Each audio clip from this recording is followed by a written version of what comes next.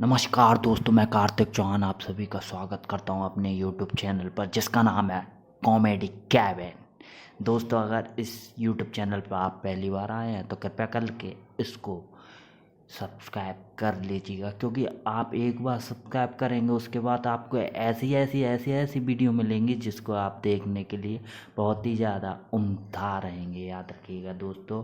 आगे बढ़ता हूँ, बात करता हूँ ऐसे वीर योद्धा की जैसे कि आप पिक्चर में देख पा रहे हैं, सम्राट पृथ्वीराज चौहान। जी हाँ दोस्तों, सही सुना आपने, सम्राट पृथ्वीराज चौहान की मैं बात कर रहा हूँ, जो कि ऐसे महान शासक रहे अपने वक्त पर जिनने कभी झुकना पसंद नहीं किया। ठीक है, A to Z राजा, राजपूत राजा कभी झुकना पसंद ही नहीं करते थे। उनका जो स्लोगन ही था, ठीक है, याद रखिएगा। जी हाँ जी, सम्राट पृथ्वीराज चौहान के बारे में पहले जो मोटी मोटी बातें मैं आप लोगों को बता देता हूँ। ठीक है, इनका जो जन्म हुआ था वो 1166 ईस्वी में हुआ था, याद रखिएगा। ठीक है, और बात करूं तो इनकी मृत्यु जिस तरीके से हुई थी वो लास्ट में आपको देखने को अच्छे से पता चल जाएगा। ठीक है, क्योंकि जे कभी झुके नहीं, याद रखिएगा। ठीक है, आज मैं आपको A to Z फैक्ट इनके क्लियर कर दूंगा कि आखिरकार क्या किस तरीके से कैसे हुआ। ठीक है, तो मैं आपको पहले बता देता हूँ कि सम्राट पृथ्वीराज चौहान को गौर से देख लीजिएगा, क्योंकि जिसकी छाती नहीं उसकी छक्के। ठीक है, आगे बढ़ते हैं, ज़्यादा देरी ना करते हुए बता देता हूँ सम्राट पृथ्वीराज चौहान के बारे में। जी हाँ, ये वही सम्राट पृथ्वीराज चौहान है जिन्होंने 17 बार मोहम्मद गौरी को कुत्ता बना बना कर रौंदा रौंदा कर मारा था। जी हाँ, सम्राट पृथ्वीराज चौहान। ठीक है, बात करता हूँ तो सम्राट पृथ्वीराज चौहान ने 17 बार मोहम्मद गौरी को इतना मारा, इतना मारा, इतना मारा, कुछ कहने की नहीं। लेकिन उसी तरह वो भी दयालु काफ़ी थे सम्राट पृथ्वीराज चौहान। उन्होंने हर एक बार मोहम्मद गौरी को छोड़ दिया, बख्श दिया, क्योंकि यार उनके सामने कहते हैं ना, निहत्तों पर वार नहीं करते थे सम्राट पृथ्वीराज चौहान। जी हाँ, उनकी आदत थी उनके सामने अगर कोई गिड़गिड़ा दे तो फिर वो उसे बख्श देते थे, और यही गलती हो गई थी सम्राट पृथ्वीराज चौहान पर। एक बार नहीं, 17 बार हो गई थी, याद रखिएगा दोस्तों, वरना इतिहास कुछ और होता है। याद रखिएगा, किसी ने नहीं बताया लेकिन मैं आपको बताता हूँ गर्व से, सम्राट पृथ्वीराज चौहान की ये गाथा है, याद रखिएगा दोस्तों। ठीक है, जी हाँ, तो आगे बढ़ते हैं सम्राट पृथ्वीराज चौहान के बारे में और कुछ इनके बारे में और बातें बताता हूँ। तो ये अजमेर के रहने वाले थे, याद रखिएगा। अजमेर एक ऐसी पावन धरती जहाँ पर सम्राट पृथ्वीराज चौहान का एक तरह से जीवन पला बड़ा अच्छे से। जी हाँ, और यही थे हमारे हिंदू राजा, आखिरी हिंदू सम्राट, राजपूत, जिन्हें हम गर्व से कहते हैं। हाँ, यही थे हमारे कर्ता धर्ता सम्राट पृथ्वीराज चौहान। जी हाँ दोस्तों, इनके बारे में जितना बताऊँ उतना कम है, याद रखें। मैं अभी बहुत कुछ बताना बाकी है, मैं सिर्फ और सिर्फ इनको थोड़ा बहुत पल भर के लिए आपको दिखा देता हूँ कि हाँ, यही है हमारे सम्राट पृथ्वीराज चौहान। ठीक है, अब ज़्यादा देरी ना करते हुए मैं कुछ आपको बता देता हूँ इनके बारे में। ठीक है, याद रखिएगा, इनके पिताजी का नाम था सोमेश्वर चौहान। जी हाँ, सोमेश्वर चौहान, याद रखिएगा। वो एक ऐसे इंसान थे जो कि कभी किसी से ज़िंदगी में हारे नहीं। जी हाँ, सोमेश्वर चौहान नाम था, और उन्हीं के ये पुत्र थे जिनका नाम था सम्राट पृथ्वीराज चौहान। प्रेम तो सबको होता है, लेकिन इन जैसा प्रेम अगर किसी को आज के टाइम पर हो जाए तो वो सम्राट पृथ्वीराज चौहान से कम नहीं, याद रखिएगा दोस्तों। ठीक है, बात करता हूँ प्रेम से हटके, तो 17 बार लड़ाई होती है मोहम्मद से, और मोहम्मद को धूल चटा चटा करके ये मारते हैं जिस तरीके से, तो निहत्तों पर ये वार करते नहीं थे, इसलिए 17 बार इन्होंने छोड़ दिया मोहम्मद गौरी को, याद रखिएगा। ठीक है, मोहम्मद गौरी को जब इन्होंने छोड़ दिया एक तरह से, तो क्या हुआ कि इनका एक दोस्त थे जो कि कवि थे, ठीक है, लेखक जिसे हम बोल सकते हैं। ठीक है, तो उन्हें क्या है, एक तरह से हर एक चीज़ की नॉलेज थी कि क्या कैसे होने वाला है, तो उनको ये भी पता था कि हम एक तरह से इनकी जो लड़ाई होगी मोहम्मद गौरी से होगी। ठीक है, और चंद्र बरदाई जो थे, जो कि इनके लेखक दोस्त थे, मित्र थे उस टाइम के। ठीक है, तो वो पृथ्वीराज चौहान की मृत्यु एक तरह से जो इनके दोस्त हैं वो चंद्र परदाई, उनके हाथों होगी ये बात। वो अच्छे से जानते थे लेकिन कोई बताता नहीं है, याद रखिएगा। ठीक है, इस चीज़ को कोई नहीं बताता। ठीक है, तो फिर एक तरह से 17 बार होती है, 18वीं बार तराइन का युद्ध आपने सुना होगा। ठीक है, 1191 और 1192 में दो लड़ाई हुई है, जिसमें से पहली बारी में क्या हुआ है, 1191 में तराइन के युद्ध में मोहम्मद गौरी को धूल चटा चटा कर, कुत्ता बना बना कर बहुत मारा, बहुत मारा, बहुत मारा। ठीक है, फिर निहत्तों पर वार नहीं करते, उसने माफ़ी मांगी तो उन्होंने एक तरह से छोड़ दिया।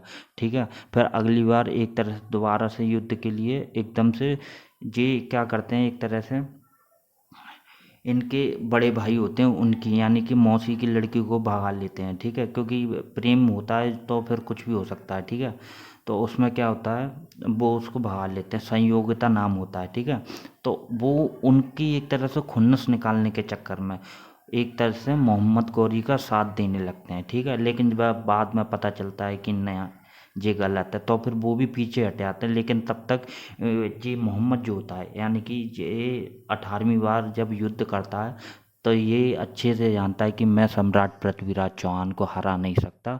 तो फिर ये क्या करता है कि पहले युद्ध का एक नियम होता था कि सूरज ढलने के बाद कोई युद्ध नहीं होगा। ठीक है, और जब सूर्य एक तरह से उदय होगा तब जा कर के युद्ध होगा। लेकिन सूरज ढलने के बाद इसने क्या किया, घोड़े वगैरह और हाथी वगैरह को एक तरह से अपने सैनिकों से कह करके खुलवा दिया। ठीक है, और सब सारी प्रजा जब सो रही थी तब जा कर के सम्राट पृथ्वीराज चौहान को घेर लेते हैं, और घेरने के बाद गजनी ले जाते हैं, जो कि आज के टाइम में अफगानिस्तान कहलाता है। ठीक है, गजनी में ले जा कर के फिर ये शेर से युद्ध करवाता है। ठीक है, सम्राट पृथ्वीराज चौहान का। ठीक है, लेकिन हमारे सम्राट पृथ्वीराज चौहान इतने खतरनाक कि पीठ से चीर के रख देते हैं किसको, शेर को। 2 मिनट का, सिर्फ 2 मिनट का काम था, बीच में से चीर करके रख दिया।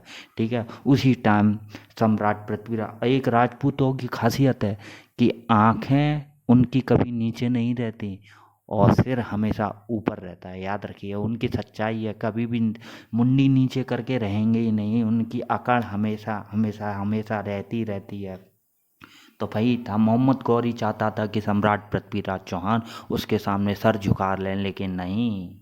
तो मोहम्मद गौरी क्या करता है कि उनकी आंखें निकलवा लेता है, लेकिन उनका सर टस से मस नहीं हुआ, उनका सर अभी भी ऊपर की साइड ही था। तो उन्होंने सम्राट पृथ्वीराज चौहान से कहा कि तुम्हारी आंखें निकलवा ली, फिर भी तुम मतलब अपना सर झुका नहीं सकते, क्या करना पड़ेगा। तो उनने कहा हम राजपूत हैं, हम कभी अपना सर झुका करके चलने की आदत नहीं। याद रखिएगा दोस्तों, जी हाँ, यही है हमारे सम्राट पृथ्वीराज चौहान की खासियत।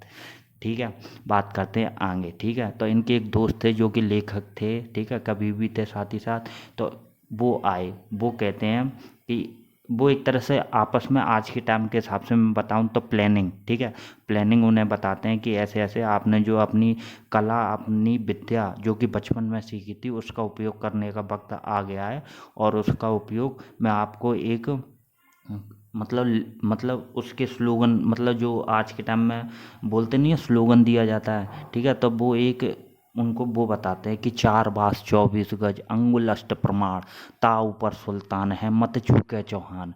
वही वो एक तरह से स्लोगन देते हैं। ठीक है, और तो जी बताते हैं जाकर के मोहम्मद को। मोहम्मद कहता है ऐसी कौन सी चीज़ है जो कि हमसे अभी भी ज़्यादा है सम्राट पृथ्वीराज चौहान में। ठीक है, तो वो कहते हैं कि एक विद्या है, उस विद्या में आप कभी ज़िंदगी में सम्राट पृथ्वीराज चौहान को नहीं हरा सकते, चाहे आप उनकी आंखें कितनी भी बार निकलवा लें। ठीक है, चंद्रवरदाई। ठीक है, चंद्रवरदाई जैसे ही उनसे बोलते हैं 4 बास 24 गज अंगुल अष्ट प्रमाण, ताऊ पर सुल्तान है मत चूके चौहान। और जैसे ही ये बात सुनते हैं और उनकी आंखों में पट्टी बंधी होती है, और जैसे ही वो निशाना लगाते हैं सीधा सटीक जा कर के उनके भाई साहब सिर में, मस्तक में लगता है, और उसी टाइम हैंड टू हैंड मौत हो जाती है। यानी कि 17 नहीं, 18वीं बार फिर से मारा, और इस बार उसके घर में घुस के मारा। ये है राजपूतों की खासियत है, याद रखिएगा दोस्तों, ये राजपूतों की खासियत है। एक बार छेड़ोगे फिर बाद में छोड़े नहीं जाओगे। ठीक है, ये होती है सम्राट पृथ्वीराज चौहान की गाथा, याद रखिएगा दोस्तों। ठीक है, इस तरीके से उन्हें पता चलता है कि उन्होंने 18वीं बार दोबारा से उनके घर में घुस के मारा।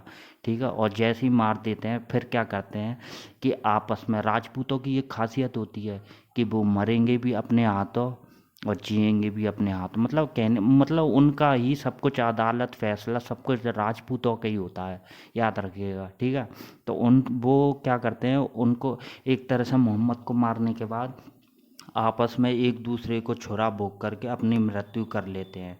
ठीक है, याद रख लीजिएगा। ठीक है, आपस में ही एक दूसरे को छुरा भोग करके और फिर एक दूसरे की मृत्यु कर लेते हैं दोस्तों, याद रखिएगा। ये थे हमारे सम्राट पृथ्वीराज चौहान। ठीक है, इनके बारे में कुछ और फैक्ट बताना चाहूँगा।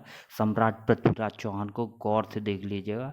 ठीक है, याद रखिएगा, बहुत ही तराइन का युद्ध जो था, बहुत ही फेमस लड़ाई है, बहुत ही फेमस लड़ाई। कभी गौर से सुनिएगा मेरी बातों को, तो आपकी आंखों से सोचोगे कि हाँ कुछ तो बात है।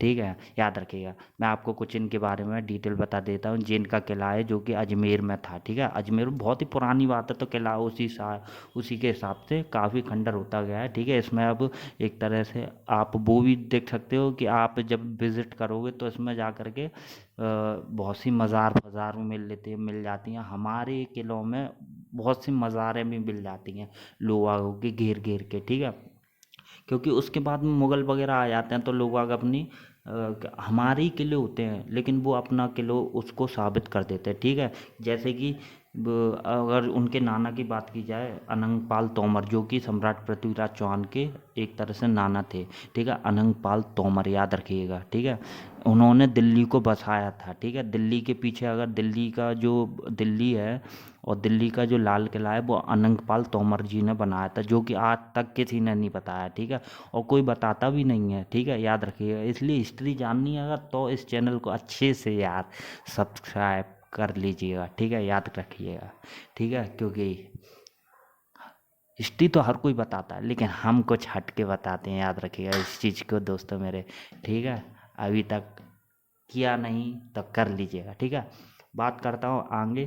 तो ये इनका अजमेर का किला है जो कि काफ़ी पुराना हो चुका है, कुछ इस तरीके से दिखता है इंटरफेस देखने को, और बहुत ही ऊपर की साइड बन रहा है, याद रखिएगा। ठीक है, याद रखिएगा जी, आपको ऐसा कुछ देखने के लिए मिल जाएगा। ठीक है, और वीडियो मेरी अच्छी लगी हो तो यार आप देख लीजिएगा। ठीक है, लाइक वगैरह कर दीजिएगा। ठीक है, जिससे मैं और भी आने वाली इन फ्यूचर बहुत ही बढ़िया बढ़िया आपको, बहुत ही बेस्ट वीडियो आपको ला करके प्रोवाइड करूँगा। ठीक है, आप कमेंट करके मेरे को कोई भी क्वेरीज हो मेरे से पूछ सकते हो।